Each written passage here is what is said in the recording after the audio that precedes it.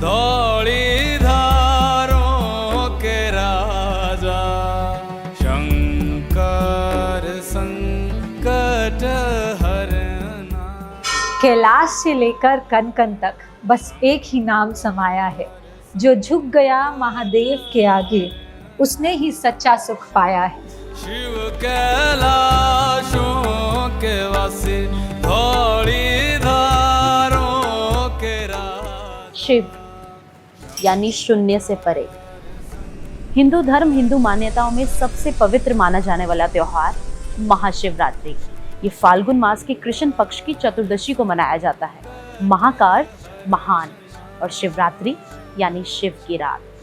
तो महाशिवरात्रि मनाने की जहाँ तक बात है कि इसके पीछे कई पौराणिक कथाएं हैं, अनेक धारणाएं हैं और अनेक कथाएं हैं।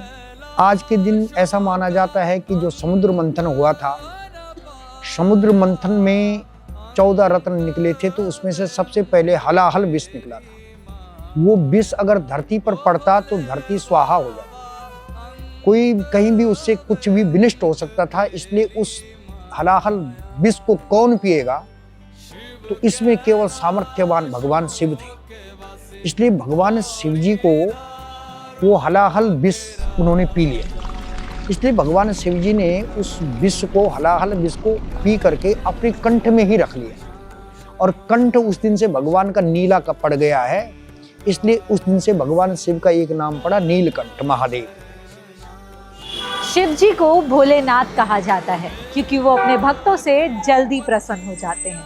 कैलाश परवास, गले में नाग और शरीर पर भस्म ये दिखाता है कि भोग से ज्यादा त्याग और सरलता में जीवन जीने का महत्व है। दूसरा जो है, आज के ही दिन जो है भगवान शिव जी का विवाह भी माना जाता है कि भगवान शिव का विवाह हुआ था, शिव पार्वती का विवाह हुआ था, और युगों पहले ये विवाह हुआ था। प्रत्येक चतुर्युग में शिव का विवाह होता है। तो अब आप लगा लीजिए कि 4,32,000 वर्ष तो कलयुग की उम्र है, उसका दुगुना 8,64,000 द्वापर युग की आयु है, और उसी तरह फिर उससे डबल फिर त्रेता है और फिर सतयुग है।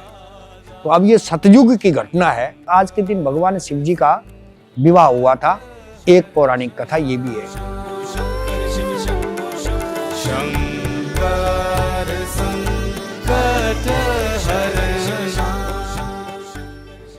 इस दिन शिव और शक्ति का मिलन तो हुआ ही था, लेकिन इसको लेकर, महाशिवरात्रि को लेकर एक और तथ्य ये है कि इसे मोक्ष की रात भी कहा जाता है।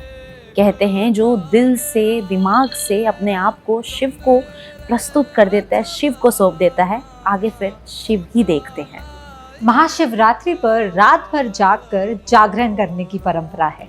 माना जाता है जो भक्त रात भर जागकर सच्चे मन से शिव जी की आराधना करता है, उसका जीवन अंधकार और अज्ञान से दूर हो जाता है।